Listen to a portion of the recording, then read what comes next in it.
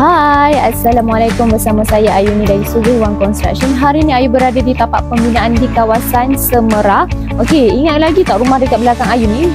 Sebelum ni progress dia adalah undercoat, tapi kita tengok dekat belakang sekarang alhamdulillah dah siap. Kita tinggal kerja-kerja pembersihan sahajalah.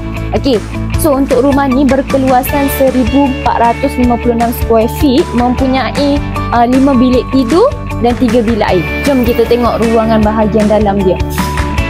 Okey, yang ini adalah bahagian living area. Dekat bahagian living area ni kita ada shielding elbow. Okey. Dan yang ini adalah kawasan dining area. Okey. Jom kita tengok bilik master bedroom. Okey, untuk master bedroom ni kita ada siap sekali dengan bilik air lah. Bilik air kita pun full time sampai atas shielding. Okey. Jom kita tengok bilik tidur yang lagi 4.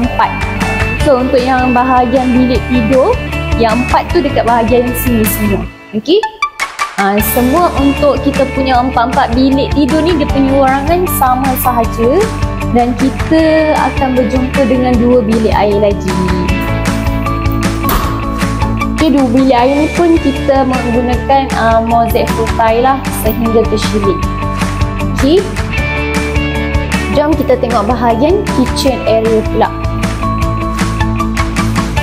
So kalau untuk bilik tidur macam ni sesuai untuk anak yang ramai lah. Okay. Misalnya tu nak balik raya ke apa, memang senang dan selesa.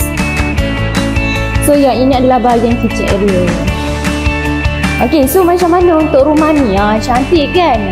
Lagi tambah kita punya colour dekat dalam ni, colour purple. Dia like macam purple lilac macam tu lah.